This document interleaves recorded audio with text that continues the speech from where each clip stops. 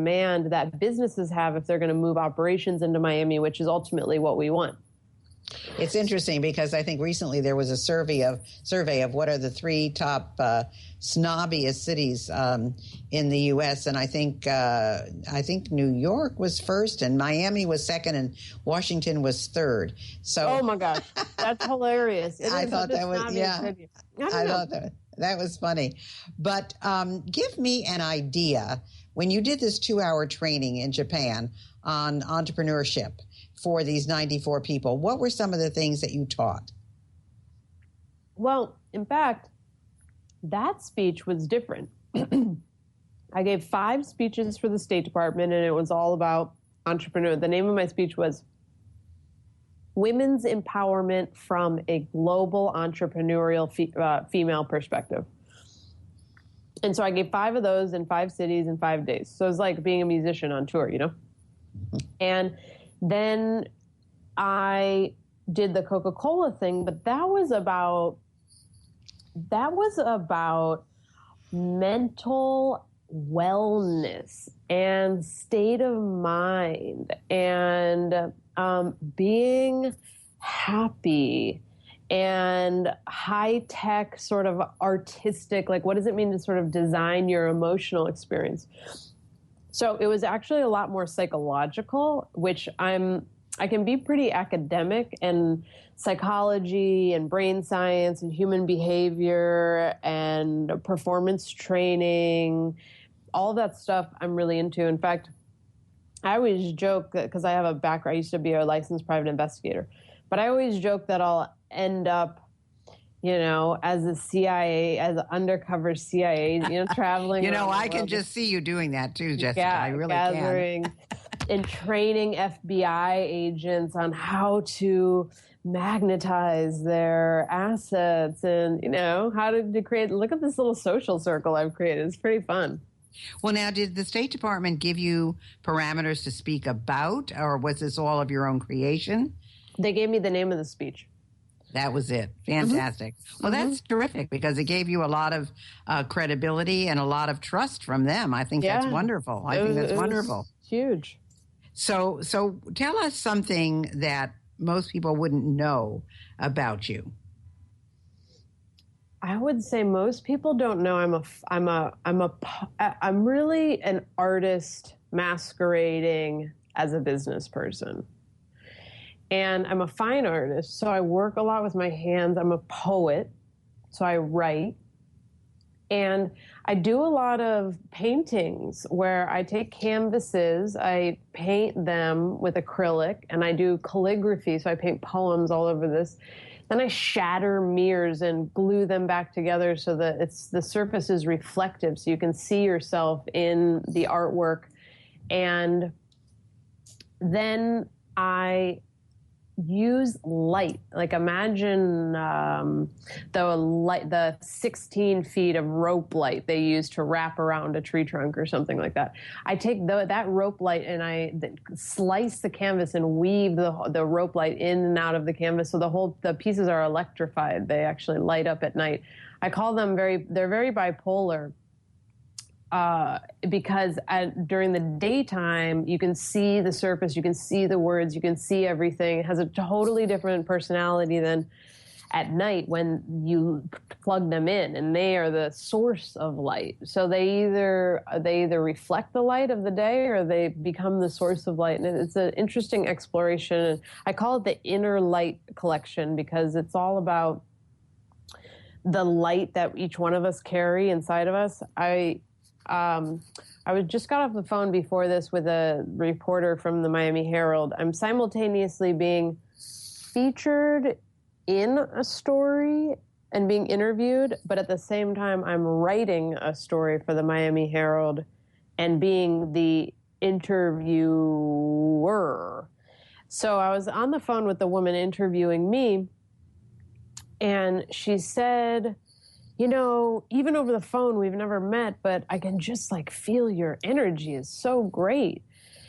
And I think that's something that each one of us carries, that kind of energy in us. And it's our job to figure out how to let it out and how to shine and be a source of light in our communities and our families. And so the exploration of this particular, I created I've got about 30 pieces of artwork in this collection alone. It's called the Inner Light Collection. Some of them are also run by computer chips, which is another reason. I'm like really into. I have a friend who's super high tech, and he and I collaborate on artwork together. We made a superhero cape for our Coca-Cola presentation. It was like a red, think like Little Red Riding Hood, but along the whole hem, including the hood, there was this LED light. So when I hit the trigger, the whole thing one by one, like little light by little light for 9 feet, it lit up first red and then white and then red. So I was like vibrating, glowing red. And you got that all through customs, right? I know. Yeah. Little computer chips. It's amazing what you can do now creatively. And I'm really interested in the future too. So let me ask you something, because you've got such a different approach, but yet you're skilled. You're skilled in technology. You're skilled in production. You're skilled in ideas. You're skilled in speaking. You're skilled in running a business. So what would you say to women out there who want to start their own business, really don't know what to do or how to do it, or don't feel they fit the mold? Because you really came to it from your dad, from seeing him operate a business, create a business, build a business. What would you suggest to them? Get a buddy. Seriously, get somebody who you first have to really figure out what you want your future to look like. And because being an entrepreneur, you'll get stopped really easy. And you know that because you've seen people that you run into so many. It really is, being an entrepreneur is sort of like being an Ironman, like running those Ironman races. You have to really have a certain level of diligence in your training, and you have to use your mind in the same ways that athletes use their bodies. I was an athlete. I was an elite athlete, and I think that business is a lot like that. I was having a conversation last night with a friend of mine who's an investor, and he has a 2-year-old daughter and like a 6-month-old daughter. And he was talking about how getting them into sports, and how his wife had said sports are the way that girls learn to be competitive. And, you don't get good at sports the first day. You've got to like really practice and really hone the skill and really figure it out and really try different approaches. But you've got to be in it for the long haul. Like, you want to think about what would make it worth it for you in 2 years from now if you can make one idea work and have it be profitable. And then are you willing to do what it takes and sort of figure it out and be smart financially? You don't want to like jump off the cliff, I guess. You want to sort of figure out, like, I started my company while I still had a full-time job. And I was building my website on the side. I did a lot of work for free at the beginning, but I was doing all that while I had a job. So I was managing my finances appropriately too, so I wasn't stressed out. Well, I'm going to stop you there, Jessica, only because we have a couple of minutes left, and I want everybody to find out how to get in touch with you. Right. So how would people find out about you? What's your website? Well, the best website to go to is just see the videos that we produce first off, and that's twoparrot.com, TWOPARROT.com. You could also go to badassbusinesswomen.org.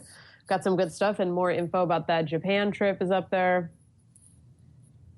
That's wonderful. That's fantastic. Well, I think people listening to this understand there's not just one way to do something. Yep.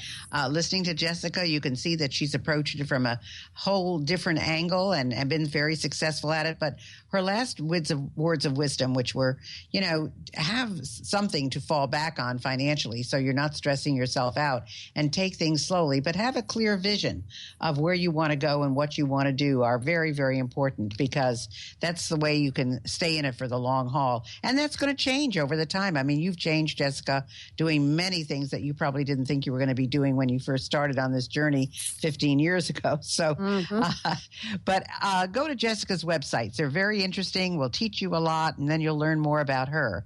So I want to thank everybody for listening to Women in Business, the show that brings you women entrepreneurs and senior managers. I hope you enjoyed our show today. You can connect with me on Facebook and Twitter, and be sure to download my book, Life Lessons from an SOB, on my website, spunkyoldbroad.com, where you can find information on my speeches, coaching, and resources. You can also email me at Gayle, Gayle Carson 13 at gmail.com. Again, thanks, Jessica, for being with us today, and thank everybody for listening. Thank you.